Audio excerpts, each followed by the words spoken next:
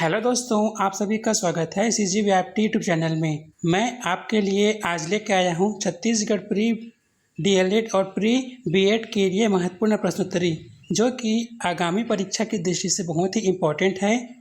तो चलिए शुरू करते हैं। आज का हमारा पहला प्रश्न है, छत्तीसगढ़ में शिक्षा के क्षेत्र में दिया जाने वाला सर्वश्रेष्ठ पुरस्कार कौन सा है? ऑप्शन ए शहीद वीरनारायण सिंह पुरस्कार, ऑप्शन बी गुरु घासीदास पुरस्कार, option C doctor Bhanwar Singh Porte पुरस्कार, या फिर ऑप्शन डी है पंडित सुंदरलाल शर्मा पुरस्कार। इस प्रश्न का सही उत्तर है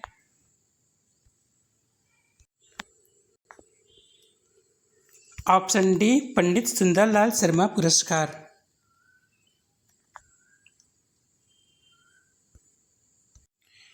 तो चलिए इसकी व्याख्या देखते हैं।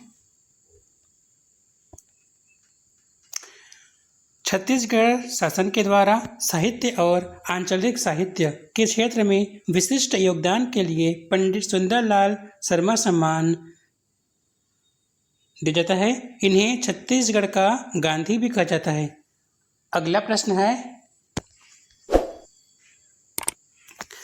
बच्चों के नैतिक विकास मोरल डेवलपमेंट का सिद्धांत किसने प्रतिपादित किया था? ऑप्शन ए जॉन जीन पियाजे, option B Lawrence Kohlberg, option C B F Skinner, option D है लेव वैगोत्स्की।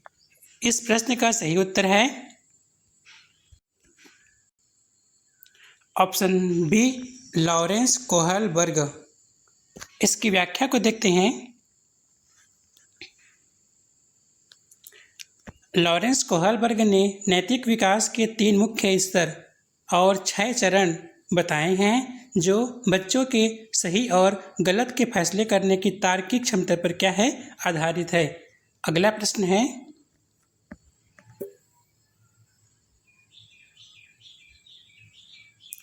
शिक्षा का अधिकार अधिनियम राइट टू एजुकेशन एक्ट पूरे देश में कब से लागू किया गया?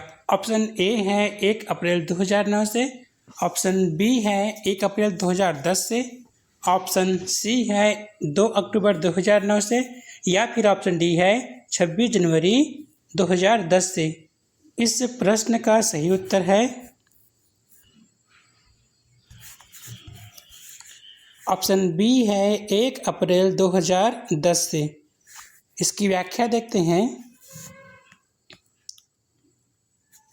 जो राइट टू एजुकेशन एक्ट संसद के द्वारा 2009 में पारित किया गया, लेकिन इसे पूरे देश में 1 अप्रैल 2010 से लागू किया गया था, जिसके तहत 6 वर्ष से लेकर 14 वर्ष तक के बच्चों को मुफ्त और अनिवार्य शिक्षा का अधिकार मिला।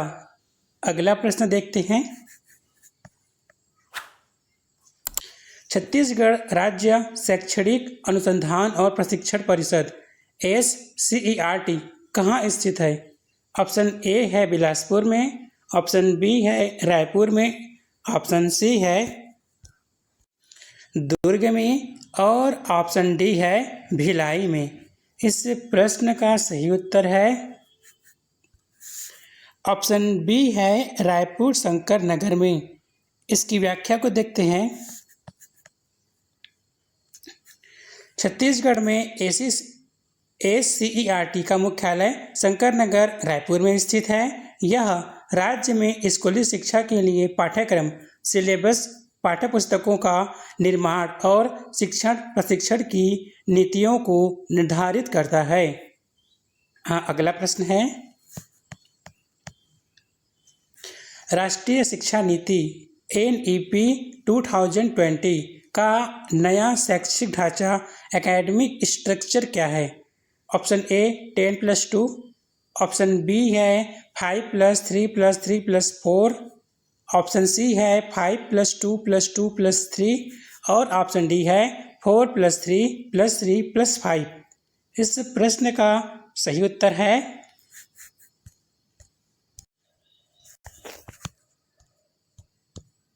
ऑप्शन बी है 5+3+3+4।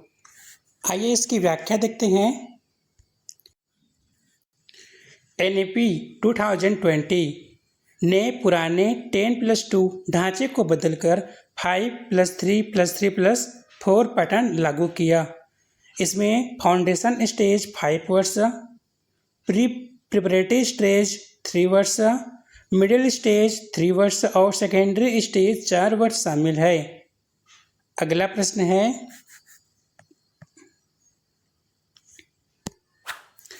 सूक्ष्म शिक्षण माइक्रो टीचिंग के जनक कौन माने जाते हैं? ये प्रश्न बहुत ही इंपॉर्टेंट है। ऑप्शन ए है Dwight W Allen, option B है जॉन डेवी, ऑप्शन सी है NL Gage and option D है थॉर्नडाइक। इस प्रश्न का सही उत्तर है option A Dwight W Allen. इसकी व्याख्या को देखते हैं। सूक्ष्म शिक्षण माइक्रो टीचिंग का विकास स्टैनफोर्ड यूनिवर्सिटी में ड्वाइट डब्ल्यू एलन और उनके सहयोगियों के द्वारा वर्ष 1960 के दशक में किया गया था। यह छात्र शिक्षकों के कौशल विकास की एक प्रभावी तकनीक है। अगला प्रश्न देखते हैं। क्रियात्मक अनुसंधान का मुख्य उद्देश्य क्या होता है? ऑप्शन ए है नए सिद्धांतों का निर्माण करना, ऑप्शन बी है विद्यालय व कक्षा की तत्कालिक समस्याओं का समाधान करना, ऑप्शन सी है पुराने तत्वों की वैज्ञानिक जांच करना, या फिर ऑप्शन डी है केवल शैक्षणिक उपाधि प्राप्त करना। इस प्रश्न का सही उत्तर है ऑप्शन बी विद्यालय व कक्षा की तत्कालिक समस्याओं का समाधान करना। आइए इसकी व्याख्या को देखते हैं। क्रियात्मक अनुसंधान एक्शन रिसर्च का उपयोग शिक्षकों, प्राचार्यों और निरीक्षकों के द्वारा अपनी व्यावहारिक समस्याओं को तुरंत और स्थानीय स्तर पर वैज्ञानिक समाधान करने के लिए या फिर खोजने के लिए किया जाता है।